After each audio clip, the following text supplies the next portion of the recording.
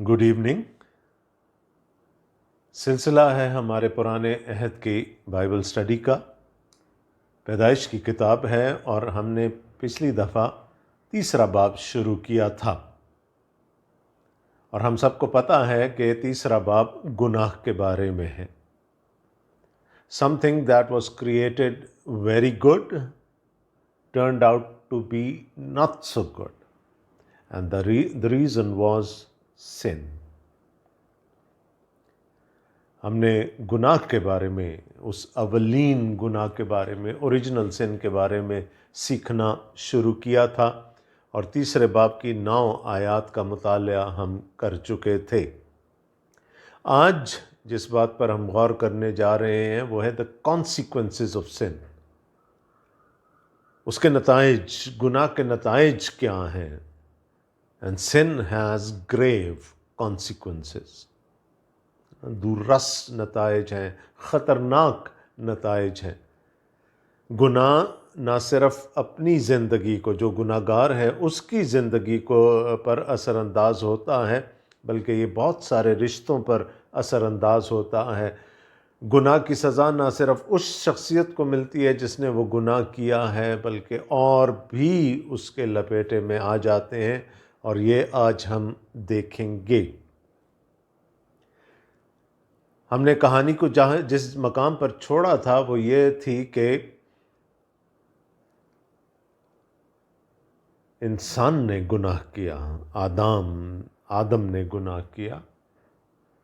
वहाँ पर औरत का ज़िक्र है, लेकिन जब हम आदम कहते हैं तो उसमें पूरी नस्ल इंसानी आती है। और फिर वो मर्द आदम भी उस गुनाह में शरीक हो गया, और जब शरीक हो गया तो उनको ये मालूम हुआ कि वो गिल्ट अब आ गया ज़िंदगी में, एक और किस्म का नंगापन आ गया ज़िंदगी में कि अब वो अपने आप को छुपाने की कोशिश करते हैं। और हाइड एंड सीक की जो गेम, जो खेल छुपन छुपाई का बाग़ अदन में शुरू हुआ, वो आज तक जारी है। The game of hide and seek that started in the Garden of Eden that very day continues till this day. इंसान गुनाह करता है, कर रहा है, और इंसान आज भी अपने उस एहसास गुनाह की वजह से खुदा से छुपने की कोशिश करता है जिसके ख़िलाफ़ उसने गुनाह किया था। गुनाह हो चुका है। अब गुनाह ये नहीं है कि उसने फल खा लिया। गुनाह वो मिसट्रस्ट है, डिसोबीडियंस है, वो एक अंदर से बगावत का उनसर है जो कि जिसने उनको ये आखिरी कदम उठाने पर मजबूर किया। आज हम देखेंगे कि खुदा अदालत करता है और अदालत के बाद वो अपना फ़ैसला, वो अपनी सज़ा सुनाता है। तो हम देख रहे हैं पैदाइश की किताब, उसका 3 बाब और उसकी 10वीं आयत से। Genesis chapter 3 starting at verse 10.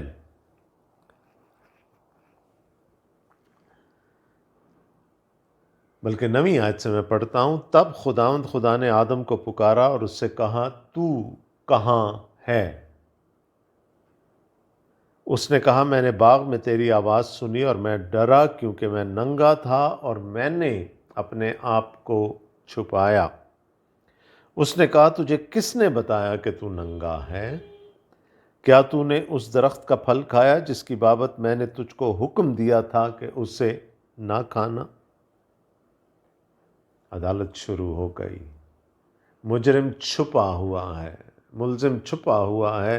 दरख्तों में उसने अपने आप को छुपाने की कोशिश की, इसलिए कि उसके अंदर वो एहसास गुनाह आ गया था, उसको ये मालूम हो गया था। सी, he ate from the tree of the knowledge of good and bad. Now he knows what is good and what is bad. And he knows that he has done something bad, and that is why he is hiding himself behind the trees. वो फल खा चुका है, नेको बद के पहचान के दरख्त का फल खा चुका। उसको अच्छाई और बुराई में अब तमीज़ आ गई है और उसको ये मालूम हो गया है کہ اس نے جو کچھ کیا وہ صحیح نہیں تھا اور اس لیے اب وہ اپنے آپ کو چھپاتا پھر رہا ہے۔ گناہگار انسان آنکھیں نہیں ملا سکتا اور یہیں پر وہ پکڑا جاتا ہے۔ اور خدا نے اس سے کہا، اس نے خدا سے کہا کہ میں نے باغ میں تیری آواز سنی، میں ڈر گیا۔ وہ گلٹ، وہ احساس گناہ اب جو میرے اندر جاگا ہے، اس نے مجھے تجھ سے چھپنے پر مجبور کر دیا۔ خدا نے اسے کہا تجھے کس نے بتایا کہ تو ننگا ہے؟ And God did not wait for an answer here. خدا کو جواب معلوم ہے۔ He did not wait for an answer. کہا تجھے کس نے بتایا کہ تو ننگا ہے؟ کیا تو نے وہ پھل کھا لیا جس کی بابت میں نے تجھ سے کہا تھا کہ تو اسے نہ کھانا؟ خدا کو معلوم ہے کہ یہ گناہ ہو چکا ہے، اور خدا نے کہا، خدا نے یعنی ایک طرح سے مہر ثبت کر دی کہ جو کچھ تو نے کیا وہ صحیح نہیں ہے، وہ غلط ہے۔ Something has gone utterly wrong. Now look at the audacity of Adam now. Adam the man I'm talking about. اس مرد آدم کی دلیری کو دیکھیں، اب جرت کو دیکھیں آپ، وہ کیا کہہ رہا ہے؟ آدم نے کہا کہ جس عورت کو تو نے میرے ساتھ کیا ہے اس نے مجھے اس درخت کا پھل دیا اور میں نے کھایا۔ اے خدا، میرا قصور نہیں ہے۔ He is trying to justify himself now. میرا قصور نہیں ہے، تو نے ایک عورت بنا کر مجھے دی تھی، میری پسلی میں سے، میرے جسم میں سے ایک عورت کو نکالا تھا اور اس عورت نے مجھے وہ پھل دیا، لہٰذا میں تو بے قصور ہوں۔ آدم کس پر گناہ ڈالنے کی کوشش کر رہا ہے؟ خدا پر۔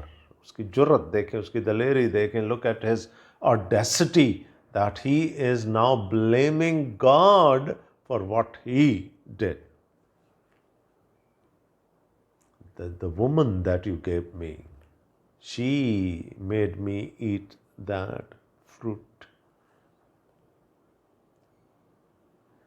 اور یہ ہے ایک بدعت ہے جو یہ کہتی ہے کہ خدا، گناہ کا جو منبع ہے وہ خدا ہے، کیونکہ خدا قادر مطلق ہے، اس نے سب کچھ تخلیق کیا، اس کی مرضی کے مطابق سب کچھ وجود میں آیا، لہٰذا خدا گناہ کا خالق ہے۔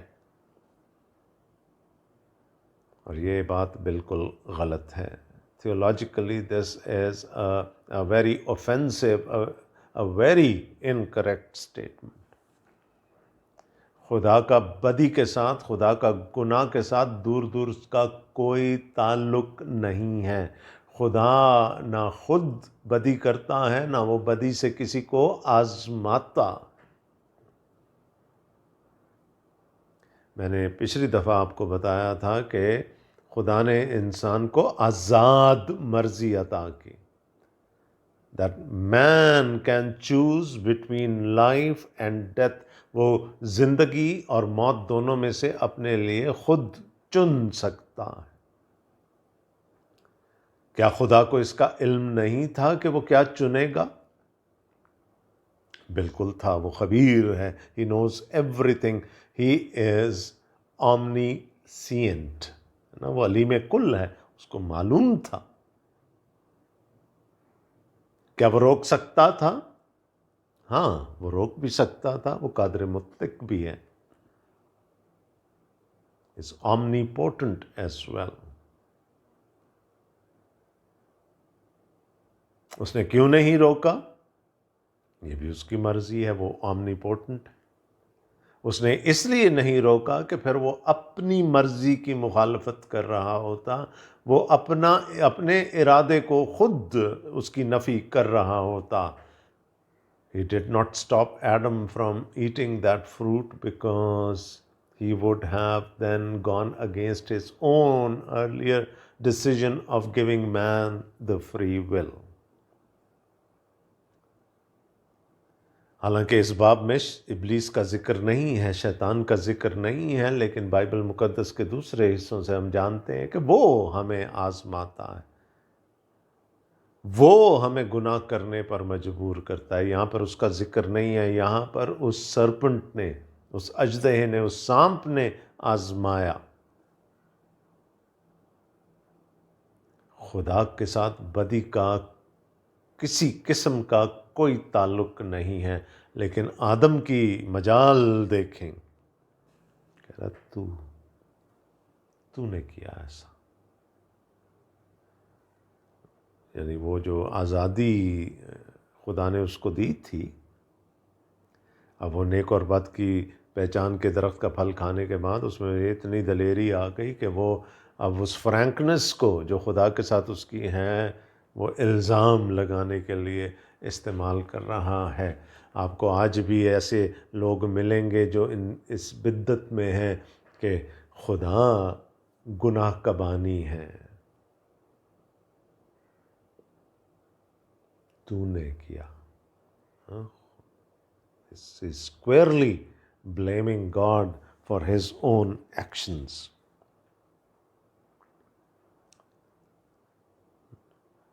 تیرہویں آیت میں دیکھیں، تب خداوند خدا نے عورت سے کہا کہ تو نے یہ کیا کیا۔ اب چونکہ فوکس عورت پر چلا گیا ہے، خدا نے عورت سے پوچھا کہ تو نے یہ کیا کیا۔ عورت نے کہا کہ سانپ نے مجھ کو بہکایا تو میں نے کھایا۔ اب آپ دیکھیں کہ وہ خدا کیوں نہیں دینا چاہتا تھا نیک و بد کی پہچان انسان کو، اس لیے کہ انسان اس کو ہینڈل نہیں کر سکتا، انسان اس کو برت نہیں سکتا۔ یہیں سے تھیولوجی میں اختلاف پیدا ہو گیا۔ جیسے ہی وہ پھل کھایا ان کی الہیات بدل گئی، صاحب کچھ کہہ رہے ہیں، بیگم صاحبہ کچھ اور کہہ رہی ہیں۔ صاحب کہہ رہے ہیں تو نے خدا پر الزام لگانے کی کوشش کر رہے ہیں کہ تیری وجہ سے یہ گناہ میری زندگی میں آیا، اور بیگم صاحبہ کیا کہہ رہی ہیں کہ نہیں، ہاں شیطان نے، ابلیس نے، اس سانپ نے، اس سرپنٹ نے مجھے بہکایا۔ میں نے کہا ابلیس کا ذکر یہاں نہیں ہے، لیکن ہم اپنا وہ علم استعمال کر رہے ہیں جو بائبل مقدس کے دوسرے حصوں کو پڑھنے سے ہم حاصل کرتے ہیں۔ اس نے مجھے بہکایا۔ تو دیکھیں یہاں سے تھیولوجی بالکل بدل گئی۔ مرد خدا کو کسی اور روشنی میں دیکھ رہا ہے، عورت خدا کو کسی اور روشنی میں دیکھ رہی ہے، اور یوں تھیولوجی میں اختلاف آ گیا۔ اسی لیے خدا نہیں چاہتا تھا کہ وہ زندگی نیک اور بد کی پہچان کے درخت کا پھل کھائیں۔ زندگی کے درخت کا پھل surely they could have eaten, اس پر کوئی قدغن نہیں تھی، کوئی پابندی نہیں تھی۔ تو اب کیا ہے؟ عدالت ہوئی، اور جیسے کہ ہر ملزم کرتا ہے، وہ دوسرے پر الزام ڈالنے کی کوشش کرتا ہے، وہ اپنے آپ کو جسٹیفائی کرنے کی کوشش کرتا ہے۔ آدم نے بھی وہی کیا اور حوا نے بھی وہی کیا۔ اب یہاں پر ایک اور سوال پیدا ہوتا ہے کہ خدا اس سانپ کو، اس سرپنٹ کو کیوں کٹہرے میں نہیں لایا؟ ویلڈ سوال ہے نا، ذہن میں یہ آتا ہے کہ آدم سے پوچھ گچھ ہو گئی، حوا سے پوچھ گچھ ہو گئی، سانپ کو کیوں نہیں پوچھا گیا کہ اس نے ایسا کیوں کیا؟ اور اس کا بڑا آسان سا جواب ہے، The serpent is not responsible to God. وہ سانپ جو تھا، وہ سرپنٹ جو تھا، وہ خدا کو جواب دہ نہیں تھا۔ اس کو کس کے اختیار میں کیا گیا تھا؟ آدم کے۔ تمام مخلوقات، تمام جاندار، آپ کو معلوم ہے نا کہ وہ سب کی سب چیزیں خدا نے آدم کے اختیار میں کر دی تھی۔ آدم کو کھڑا ہو کر سانپ سے پوچھنا چاہیے تھا کہ تو نے ایسا کیوں کیا، لیکن آدم نے نہیں پوچھا۔ سانپ کی عدالت آدم کو کرنی تھی، اور یہاں پر ہم دیکھتے ہیں کہ اس نے یہ نہیں کیا۔ بجائے اس کے کہ سانپ اس کے کہے میں رہتا، ہوا اور پھر آدم سانپ کے کہے میں آ گئے، اس کو اپنے اوپر اختیار دے دیا، اور پھر خدا نے کہا اگر تمہیں یہی منظور ہے تو آگے چل کر ہم سزا میں دیکھیں گے کہ پھر ایسا ہی ہوا۔ اب فرد جرم تو عائد ہو چکی ہے، ان کا اپنا احساس گناہ ان کو یہ کہہ رہا ہے کہ وہ کچھ غلط کر چکے ہیں، اب سزا کا وقت ہے، سزا کا وقت ہے، اور سزا شروع ہوئی سانپ سے۔ 14ویں آیت میں لکھا ہے 14th ورس، اور خداوند خدا نے سانپ سے کہا اس لیے کہ تو نے یہ کیا تو سب چوپایوں اور دستی جانوروں میں ملعون ٹھہرا۔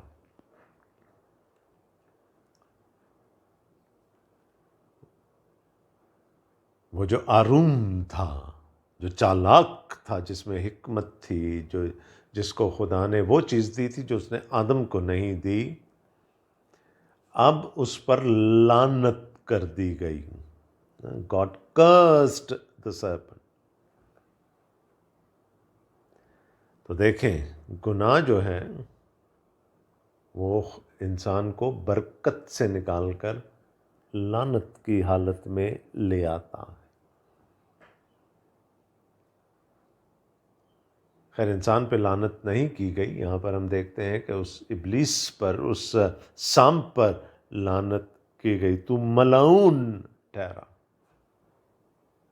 کیونکہ تو نے ان کو بہکایا، تو نے ایسا کیا، اب تو سب جانوروں میں ملعون ہوگا، تو اپنے پیٹ کے بل چلے گا اور اپنی عمر بھر خاک چاٹے گا۔ خاک، عفار، اب تو اپنے پیٹ کے بل چلے گا، تو جھک کے رہے گا ساری زندگی۔ اس کا جو اگر عبرانی ٹیکسٹ ہم دیکھیں تو وہاں ہے کہ یو ول اسٹوپ ناؤ، تو جھکا رہے گا۔ اب تیرے میں یہ جرت نہیں ہوگی کہ تو کھڑا ہو سکے۔ سانپ سے یہ کہا گیا، تو پیٹ کے بل چلے گا اور اپنی عمر بھر خاک چاٹے گا۔ آفار عبرانی کا لفظ ہے۔ دیکھیں جب ہم خاک کی بات کر رہے ہیں، ڈسٹ کی بات کر رہے ہیں، تو پھر یعنی تو خاک چاٹے گا، تو یاد رکھیے گا کہ خدا نے انسان کو اسی مٹی میں سے، اسی خاک میں سے پیدا کیا، اور جب تک خدا نے اس کے نتنوں میں زندگی کا دم نہیں پھونکا تھا وہ مردہ تھا۔ جب خدا نے اس کے نتنوں میں زندگی کا دم پھونکا تو لکھا ہے وہ جیتی جان ہوا، اور پھر جب آدم مر گیا، جب وہ دم اس میں سے نکل گیا تو پھر وہ خاک ہو گیا، کیونکہ آگے چل کر خدا اس کو بھی یہی کہے گا کہ تو خاک میں سے نکلا ہے، تو خاک ہی میں لوٹے گا۔ تو خاک کیا ہے؟ موت۔ یعنی خاک سے جب انسان کو بنایا گیا تو وہ مردہ تھا، زندگی کا دم اس میں پھونکا گیا، وہ جیتی جان ہو گیا۔ وہ زندگی کا دم جب نکل جاتا ہے ہم پھر مر جاتے ہیں۔ تو خدا نے ابلیس سے کیا کہا؟ تو ساری زندگی موت کا مزہ چکھتا رہے گا، تو خاک چاٹے گا، تیری موت یقینی ہے، اور تجھے رہ کر یہ احساس ہوتا رہے گا۔ جب تو خاک چاٹے گا تجھے یہ احساس ہوگا کہ تیری موت یقینی ہے۔ لعنت ہے یہ اس سانپ کے لیے۔ اور میں تیرے اور عورت کے درمیان اور تیری نسل اور عورت کی نسل کے درمیان عداوت ڈالوں گا، وہ تیرے سر کو کچلے گا اور تو اس کی ایڑی پر کاٹے گا۔ میں تیرے اور عورت کے درمیان دشمنی ڈالوں گا، اب یہاں پر مرد نہیں کہا گیا، یہاں پر آدم نہیں کہا گیا، یہاں پر عورت کہا گیا، کیونکہ خدا مستقبل کی طرف اشارہ کر رہا ہے. There is a prophecy here to the seed of the woman, عورت کی نسل کی طرف اشارہ ہے جو کہ اس سانپ کا، اس ابلیس کا سر کچلے گی. اب یہ سانپ کی نسل کون ہے؟ جو دوسری بدرواں ہیں، جو وہ فرشتے جو اس کے ساتھ گرائے گئے، شاید ان کی طرف ان کی طرف اشارہ کیا جا رہا ہے، یا پھر وہ جتنے لوگ ابلیس کے پیچھے چلتے ہیں، اس سانپ کے پیچھے چلتے ہیں، ان کی طرف اشارہ کیا جا رہا ہے. عورت کی نسل کو ہم تھوڑی دیر بعد دیکھیں گے، لیکن کیا ہے؟ میں تیرے اور عورت کے درمیان اور تیری نسل اور عورت کی نسل کے درمیان عداوت، دشمنی ڈالوں گا. پہلے جو سب چیزیں ہارمنی میں تھیں، اب وہ ہارمنی میں نہیں رہیں گی، دشمنی ہے. وہ تیرے سر کو کچلے گا، چونکہ تجھے پہلے ہی میں یہ سزا دے چکا ہوں کہ تو عمر بھر خاک چاٹے گا، تو اپنا سر نہیں اٹھا سکے گا. تو عورت کی نسل تیرے سر کو کچلے گی اور تو اس کی ایڑی پر کاٹے گا. ظاہر ہے جب ہم عورت کی نسل کہتے ہیں تو اشارہ خداوند یسوع مسیح ان دا سنگولر، اگر نسل کی بات کی جائے تو اشارہ خداوند یسوع مسیح کی طرف ہے کہ خداوند یسوع مسیح اس ابلیس کے سر پر اپنی صلیب پر اپنی جان دینے سے اس کے سر پر کاری ضرب لگائیں گے. لیکن پلورل میں اشارہ کلیسیا کی طرف بھی ہے کہ جیسے ابلیس اور اس کے پیروکار، ابلیس اور اس کی نسل اور پھر عورت اور اس کی نسل میں دشمنی ہے، اسی طرح خداوند یسوع مسیح میں اور خدا کے لوگوں میں کی دشمنی ہوگی ابلیس اور اس کی نسل کے ساتھ. وہ تیرے سر کو کچلے گا. That is in the singular. تیرے سر کو کچلے گا. He is the one who is going to defeat you. اور ابھی جب ہم متی رسول کے انجیلی بیان کا مطالعہ کر رہے ہیں تو ہم نے دیکھا کہ کیسے ابلیس نے خداوند یسوع مسیح کو مار ڈالنے کی کوشش کی. لیکن جب ہم ایڑی پر کاٹنے کی بات کرتے ہیں تو یاد رکھیے گا کہ اس کا تعلق ہمارے اجر سے ہے، ریوارڈ سے.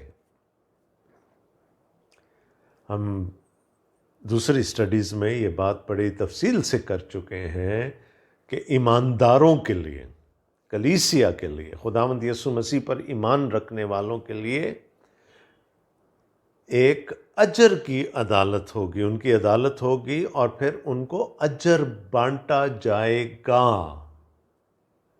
They will get rewards. They will be commended. ان کی کانڈمنیشن نہیں ہے، یہ ہم سیکھ چکے ہیں. لیکن ابلیس کیا کوشش کرے گا کہ کلیسیا سے، خداوند یسوع مسیح کے پیچھے چلنے والوں سے، اس پر ایمان رکھنے والوں سے ان کا اجر، ان کا ریوارڈ چھین لے. اب آپ کہیں گے کہ ایڑی پر کاٹنے کا اور ریوارڈز کا آپس میں کیا تعلق ہے؟ تو پیدائشی کی کتاب کے 38ویں باب میں، جینیسس چیپٹر 38، ہمیں ٹوینز کا ذکر ملتا. تمر اور اس کے سسر یہودا کی داستان وہاں پر بیان کی گئی ہے کہ کس طرح سے یہودا نے اپنی بہو کے ساتھ اور اس کی بہو نے اس کے ساتھ مباشرت کی. اس کا حمل ٹھہر گیا اور اس کے بطن میں، اس کے رحم میں 2 بچے تھے، یعنی جڑواں بچے تھے، ٹوینز تھے. اور پیدائش کے وقت کیا ہوا کہ ایک بچے نے اپنا ہاتھ پہلے باہر نکال دیا، ماں کے رحم میں سے اپنا ہاتھ باہر نکال دیا. اور جو دائی تھی، مڈ وائف تھی، اس نے ایک سرخ ڈوری، اسکارلٹ بریسلٹ ہے نا، اس نے ایک سرخ ڈوری اس کی کلائی پر باندھ دی، لیکن اس بچے نے اپنا ہاتھ واپس کھینچ لیا۔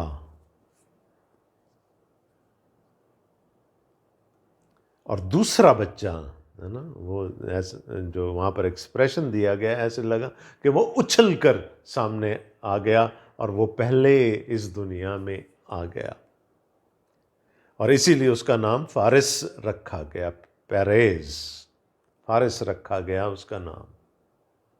اور جس بچے کے ہاتھ پر وہ سرخ ڈوری باندھی گئی تھی وہ بعد میں پیدا ہوا۔ اب ہونا تو یہ چاہیے تھا کہ جس کے ہاتھ پر سرخ ڈوری تھی وہ پہلوٹا کہلاتا، زارا پہلوٹا کہلاتا، لیکن پہلوٹے کا حق کس کے پاس چلا گیا؟ فارس کے پاس۔ پیریز got the birth right، کیونکہ وہ مکمل طور پر پہلے پیدا ہوا تھا، اور جب ایک نارمل ڈیلیوری ہوتی ہے تو ہیل، پاؤں جو ہے بچے کا، وہ سب سے آخر میں بطن مادر سے نکلتا ہے۔ تو برتھ رائٹ اس وقت ثابت ہوتا ہے جب وہ پورا بچہ اپنے پاؤں سمیت، اپنے ایڑی سمیت اپنے ماں کے بطن سے باہر آ جائے۔ اگر اس کی جسم کا کوئی ایک حصہ پہلے بار آیا ہے تو وہ اس کے برتھ رائٹ کو ثابت نہیں کرتا، اس کی پہلوٹے کے حق کو ثابت نہیں کرتا۔ تو ابلیس کا ہماری ایڑی پر کاٹنے کا کیا مطلب ہے؟ کہ جب وہ ہمیں بہکاتا ہے، جب وہ ہمیں گناہ کرنے پر مجبور کرتا ہے، وہ ہمارا ریوارڈ چھین رہا ہے، وہ ہمارا اجر، ہمارا حق ہم سے چھیننے کی کوشش کر رہا ہے، جو کہ خداوند یسوع مسیح عدالت کے دن اپنے پیچھے چلنے والوں کو دیں گے۔ So we lose our rights, we lose our reward if we fall into the temptations of Satan. صلیب پر موت کے بعد ہم نے دیکھا کہ اس کا سر کچلا گیا۔ تو یہ وہ پہلی لعنت تھی، وہ پہلی سزا تھی جو کہ اس ابلیس پر ہوئی۔ اب آدم اور حوا میں ہم دیکھتے ہیں کہ ان پر لعنت نہیں کی خدا نے۔ تو یہ دیکھ لیجئے گا کہ گناہ ہمیں لعنت میں لے کر جا سکتا ہے، یہ خدا کا فضل تھا کہ اس نے آدم اور حوا پر لعنت نہیں کی۔ 16ویں آیت میں لکھا ہے ورس 16، پھر اس نے عورت سے کہا میں تیرے درد حمل کو بہت بڑھاؤں گا، تو درد کے ساتھ بچے جنے گی اور تیری رغبت اپنے شوہر کی طرف ہوگی اور وہ تجھ پر حکومت کرے گا۔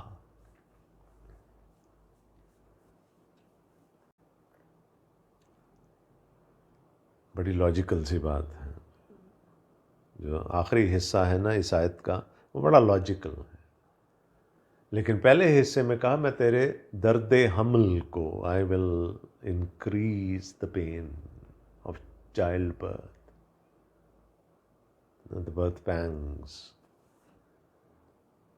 تو درد کے ساتھ بچے جنے گی۔ تو ہم یہ اندازہ کر سکتے ہیں کہ اس سے پہلے اگر وہ حاملہ ہوئی ہوتی تو اور بچہ جنتی تو وہ بغیر درد کے یا بہت کم درد سے یا بہت کم تکلیف کے ساتھ جنا جاتا، لیکن اب کیا ہے، اس کے درد حمل کو بڑھا دیا گیا، اس کی انٹینسٹی کو بڑھا دیا گیا۔ اور خدا نے کہا کہ every time you bear a child, تو تیرے ذہن میں یہ آنا چاہیے کہ یہ تکلیف تو کیوں اٹھا رہی ہے؟ اس لیے کہ تو نے خدا کی نافرمانی کی۔ اب دیکھیں خدا کے ہاں جو فیملی کا پیکنگ آرڈر ہے اس میں مرد کو، چونکہ مرد پہلے بنایا گیا، اور اس کی طرف خداوند یسوع مسیح نے بھی اور پھر بعد میں پولس رسول نے بھی اشارہ کیا کہ چونکہ مرد کو پہلے خلق کیا گیا اس لیے ہی ہیز پریسیڈنس، وہ ہیڈ ہے۔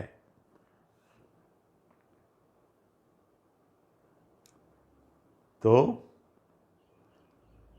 لیکن وہاں کیا ہوا؟ میں نے آپ کو کہا ہوا کے پاس یہ آپشن تھی. She had this option of going to her husband before taking and eating that fruit. She could have gone to her husband for clarification. She could have gone back to God for clarification.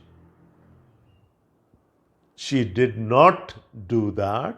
She tried to take things in her own hands. اس نے کوشش کی کہ وہ خود اپنی مختار بن جائے، خود اپنی مالک بن جائے. تو خدا نے کہا اب یہ تیری سزا ہے کہ تو اب اپنے شوہر کے تابع رہے گی. وہ تجھ پر حکومت، دیٹ حکومت is not in the sense, وہ جو رول ہے وہ it's not in the sense of ruling, it is in the sense that man will have priority, he will have precedence over the woman. تیری رغبت تیرے شوہر کی طرف رہے گی. You will be attracted towards him. اب یہ جسمانی طور پر بھی ہے، اور مرضی جو اس کو آزاد مرضی دی گئی تھی، تیری آزاد مرضی بھی اب اس کے تابع رہے گی.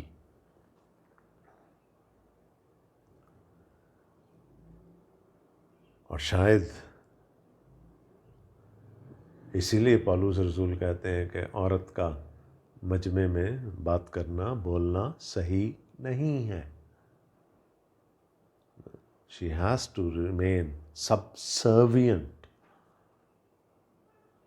And this is because we are living in a fallen world. اور اب فوکس آدم پہ آ گیا، اور آدم سے اس نے کہا چونکہ تو نے اپنی بیوی کی بات مانی اور اس درخت کا پھل کھایا جس کی بابت میں نے تجھے حکم دیا تھا کہ اسے نہ کھانا، اس لیے زمین تیرے سبب سے لعنتی ہوئی. یہ دوسری لعنت ہے. پہلی لعنت سانپ کے لیے تھی، اب زمین پر لعنت کر دی گئی. اب کوئی پوچھے کہ زمین کا کیا قصور تھا؟ لیکن یاد رکھیں کہ آدم کو اس پوری زمین پر اختیار دیا گیا تھا، اور اب آدم کے ساتھ اس گناہ کے نتائج کو اس پوری زمین کو برداشت کرنا ہے. اسی بات کو رومیوں کے خط کے 8ویں باب میں پولس رسول بیان کرتے ہیں کہ مخلوقات کمال آرزو کے ساتھ خدا کے بیٹوں کے آزاد ہونے کی راہ دیکھتی ہیں، کراہتی ہیں، درد ذہ میں پڑی کراہتی ہیں، کیونکہ زمین لعنت اپنی مرضی سے نہیں وہاں پر لکھا، خدا نے خدا کی مرضی سے اس پر لعنت کر دی گئی. وہ زمین جو اب تک پھل اگا رہی تھی آدم اور حوا کے لیے، اس کی لعنت کے بعد اب کیا ہوگا؟ مشقت کے ساتھ تو اپنی عمر بھر اس کی پیداوار کھائے گا. You will toil now. عورت کا درد کسی اور قسم کا ہے، مرد کی تکلیف کسی اور قسم کی ہے. تو مشقت کرے گا اور وہ تیرے لیے کانٹے اور اونٹ کٹارے اگائے گی، اور تو کھیت کی سبزی کھائے گا. You will have to earn your livelihood now. پہلے تو تجھے سارے درخت لگے لگائے مل گئے تھے نا، اب تجھے بیجنا پڑے گا، تجھے زمین کو ہموار کرنا پڑے گا، تجھے اس کو بیجنا پڑے گا، تجھے فصل کاٹنی پڑے گی. اور وہ زمین تیرے لیے کانٹے اور اونٹ کٹارے، تھسلز اینڈ تھارنز اگائے گی. پہلے جو پھلدار سبزیاں تھیں، پھلدار درخت تھے، اب ان کی جگہ تجھے گھاس پھوس ملے گی، اونٹ کٹارے ملیں گے، کانٹے ملیں گے. تو اپنے منہ کے پسینے کی روٹی کھائے گا. یہ اردو کا محاورہ، ماتھے کا پسینہ، منہ کا پسینہ محنت کی نشانی ہے. یہ اردو کا محاورہ ہے. عبرانی زبان میں اگر ہم اس کو دیکھیں گے تو اس کا ہے کہ تو اپنے نتنوں کے پسینے کی کمائی کھائے گا. جب تو محنت کرے گا تو تیری سانس پھولے گی. You will have to toil. جب تک تو زمین میں پھر لوٹ نہ جائے، ہے نا، مرن اب موت تو آ گئی ہے. You will have to die. اس لیے کہ تو اس سے نکالا گیا کیونکہ تو خاک ہے اور خاک میں پھر لوٹ جائے گا. آفار کا میں نے ابھی آپ کو ذکر کیا تھا. اٹس ڈیتھ، ہے نا. زندگی کے دم کے بغیر مٹی جو ہے وہ موت ہے. سانپ کو کیا کہا گیا؟ تو ساری زندگی تھوڑا تھوڑا کر کے موت کا مزہ چکھتا رہے گا. انسان کو کیا کہا گیا؟ اب موت یقینی ہو گئی ہے، تو مرے گا، وہ زندگی کا دم تجھ میں سے نکل جائے گا، تو خاک، تو پھر سے خاک ہو جائے گا. آدم اور حوا کو سزا دی گئی، فضل ہے. ابلیس پر یعنی سانپ پر، بار بار میرے منہ سے ابلیس نکل جاتا ہے، سانپ پر اور زمین پر لعنت کی گئی. اور آدم نے اپنی بیوی کا نام حوا رکھا اس لیے کہ وہ سب زندوں کی ماں ہے.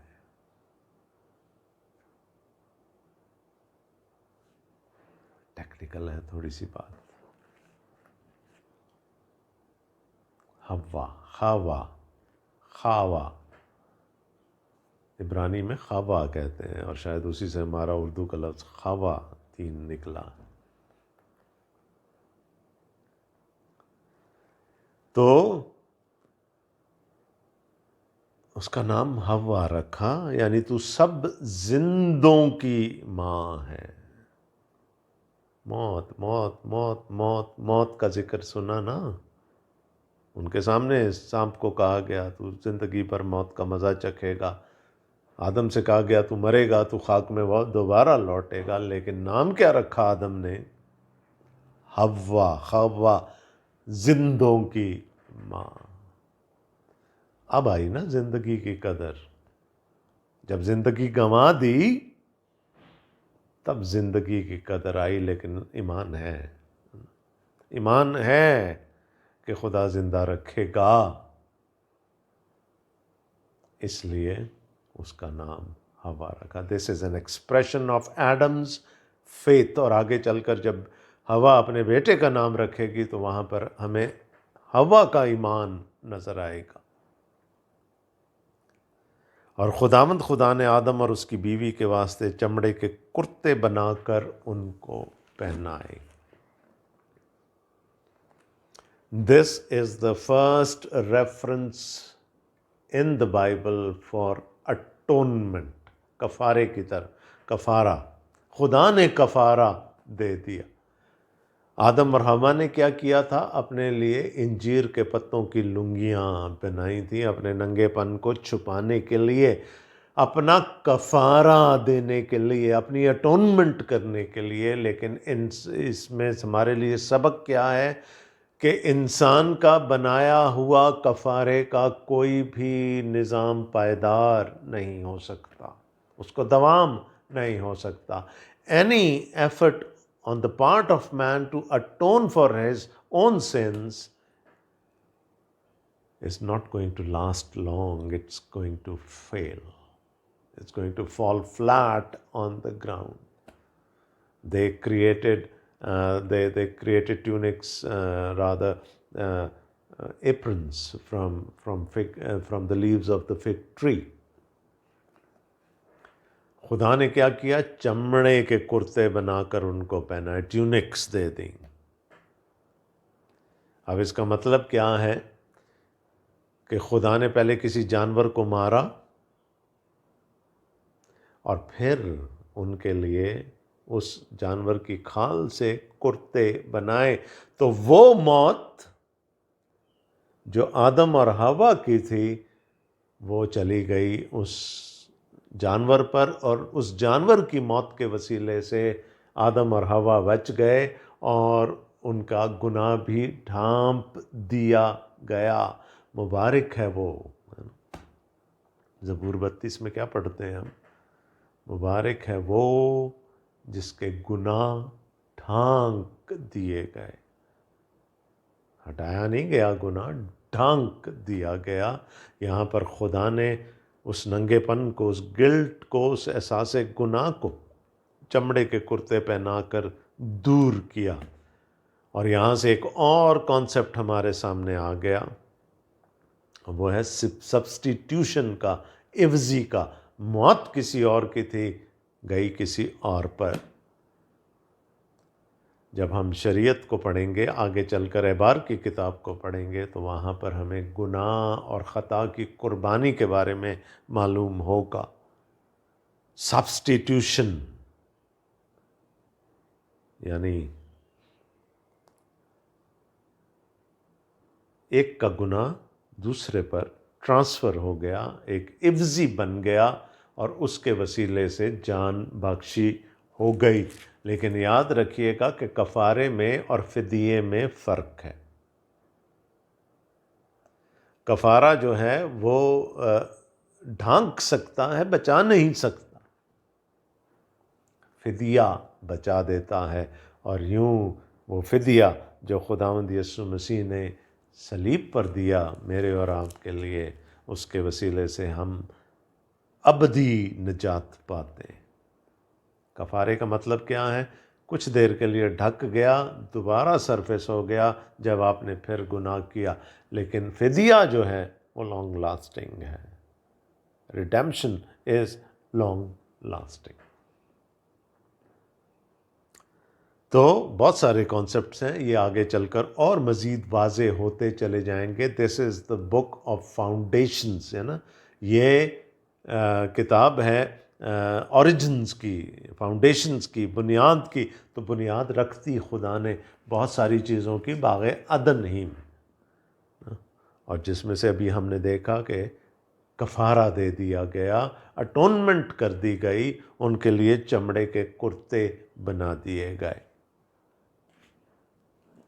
ابھی سزا ختم نہیں ہوئی. ہاں، موت سے بچ گئے، سزا ختم نہیں ہوئی.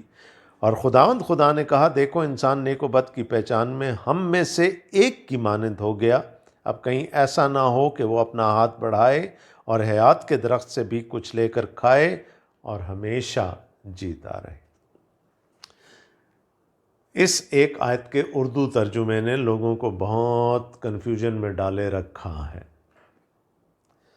میں اس کو دوبارہ پڑھ رہا ہوں لیکن تھوڑے مختلف انداز میں. اور خدا نے کہا دیکھو انسان نیک و بد کی پہچان میں ہم جیسا ہو گیا ہے. ابھی تک نیک و بد کی پہچان کس کے پاس تھی؟ خدا نے اس کو اپنے پاس رکھا تھا. خدا نے کہا کہ اب وہ ہم جیسا، ہم میں سے ایک جیسا نہیں، وہ ہم میں سے ایک ہو گیا ہے.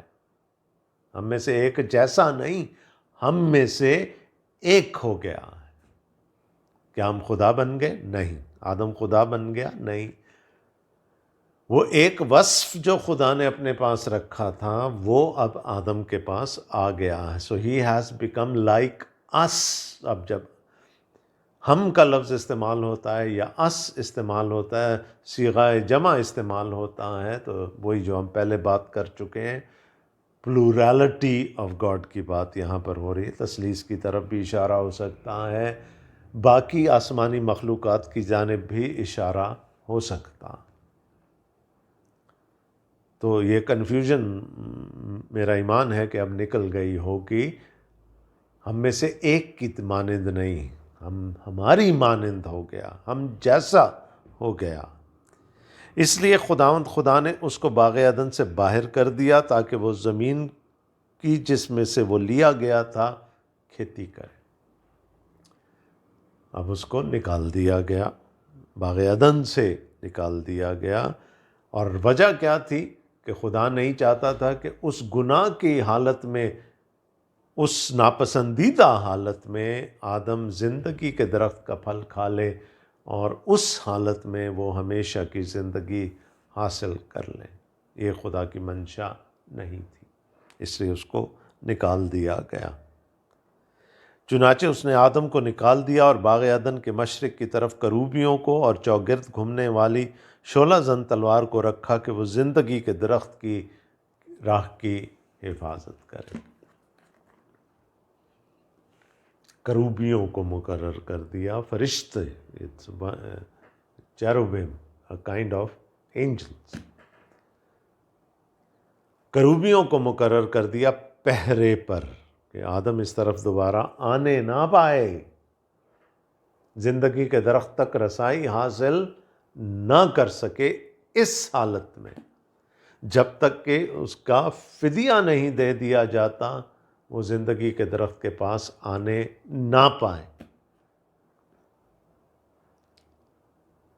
اور ایک شعلہ زن تلوار کو بھی وہاں پر، گھومنے والی شعلہ زن تلوار کو وہاں پر مقرر کر دیا تاکہ راستہ بند ہو جائے۔ یہ گھومنے والی شعلہ زن تلوار کیا ہے؟ وہ اٹس اے فلیمنگ سورڈ، اور گھومنے والی کے لیے وہی لفظ استعمال ہوا جو پہلے باب میں روح القدس کے لیے، خدا کے روح کے لیے استعمال ہوا تھا کہ خدا کا روح پانی کی سطح پر جنبش کرتا تھا۔ the to and fro movement of the Spirit of God, the hovering of the Spirit of God over the surface of the waters۔ تو یہ جو سورڈ ہے، فلیمنگ سورڈ ہے، یہ شعلہ زن تلوار ہے، اس کو بھی وہ بھی ایک جگہ پر قائم نہیں ہے، it is moving around the garden of Eden, تاکہ آدم کسی صورت میں اس حالت میں، اس گناہ کی حالت میں زندگی کے پھل کے درخت کی طرف نہ بڑھ سکے۔ سو سن ہیز کانسیکوینسز، گناہ کے نتائج ہوتے ہیں، دور رس نتائج ہوتے ہیں، سیریس نتائج ہوتے ہیں۔ وہ صرف گناہ کرنے والے کی ذات تک محدود نہیں رہتے، اس کے بڑے دور رس نتائج ہوتے ہیں، کانسیکوینسز ہوتے ہیں۔ Sin leads to guilt, sin leads to shame. گناہ سے احساس گناہ پیدا ہوتا ہے جس کی وجہ سے شرمندگی ہوتی ہے، شرم پیدا ہوتی ہے۔ اور جب انسان عدالت میں آتا ہے وہ دوسروں کو مورد الزام ٹھہرانے کی کوشش کرتا ہے، اور انسان کوشش کرتا ہے کہ اپنے آپ کو بچا لے،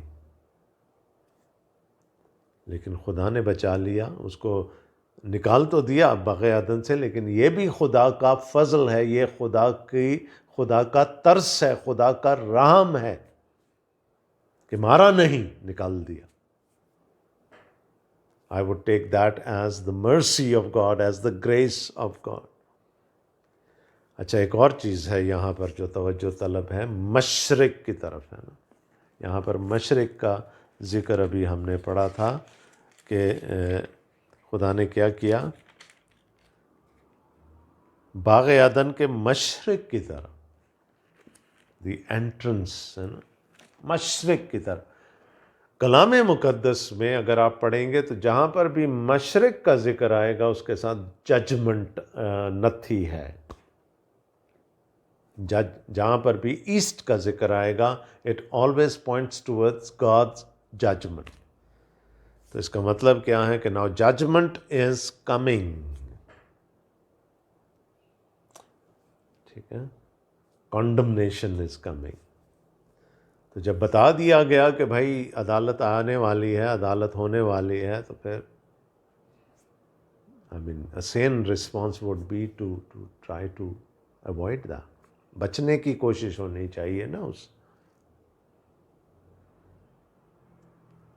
So sin leads to judgment۔ گناہ عدالت میں کھڑا کرتا ہے، گناہ کی سزا ملتی ہے، گناہ کی وجہ سے لعنت ہوتی ہے۔ ایک چھوٹا سا گناہ بہت بڑے ہے نا، بہت بڑے، یعنی بہت دور رس نتائج کا حامل ہوتا۔ اب اگر آپ کے گھر میں کوئی پھل کا درخت لگا ہوا ہے کوئی پھلدار درخت لگا ہے اور پڑوس کا کوئی بچہ دیوار کود کر آتا ہے، اس درخت میں سے ایک پھل کھاتا ہے اور آپ اس کو رنگے ہاتھوں پکڑ لیتے ہیں، تو کیا کریں گے آپ؟ اس پر لعنت، اس کے آنے والی ساری نسلوں پر لعنت کر دیں گے؟ نہیں، یو وونٹ جج، ہے نا، اتنا ہارشلی تو آپ جج نہیں کریں گے، اور کم از کم چلیں اس کو تو کر لیا، اس کے آنے والی نسلوں کو تو نہیں کریں گے۔ لیکن یاد رکھیے گا کہ جو جس گناہ کی اتنی بڑی سزا دی، اسی گناہ کی وجہ سے دیکھیے گا کہ کرونا کی وجہ سے کتنی اموات ہوئی ہیں پچھلے دنوں میں۔ موت اس گناہ کی وجہ سے آئی، پوری نسل انسانی پر موت آئی، تو اس کی سزا بھی پھر دور رس ہونی چاہیے تھی، اس کی لعنت بھی دور رس ہونی چاہیے تھی۔ So that, my friends, is the sin. That is the original sin. ہے نا، وہ اولین گناہ جو آدم اور حوا نے کیا، اور اگلی دفعہ ہم دیکھیں گے کہ کیسے وہ ہمارے اسپرچول ڈی این اے کا حصہ بن جاتا ہے اور پھر ہمیں گناہ کرنے پر مجبور کرتا ہے، اور آخر میں پولس رسول کا کرا اٹھتا ہے کہ ہائے میں کیسا کمبخت آدمی ہوں، کون مجھے اس گناہ کے بدن سے چھڑائے گا۔ دیر واز نو سنفل نیچر، نہیں تھا آدم اور حوا کے اندر، اب آ گیا، اور اب ان کی نسل میں آگے بڑھتا چلا جائے گا، ملٹی پلائی ہوتا چلا جائے گا۔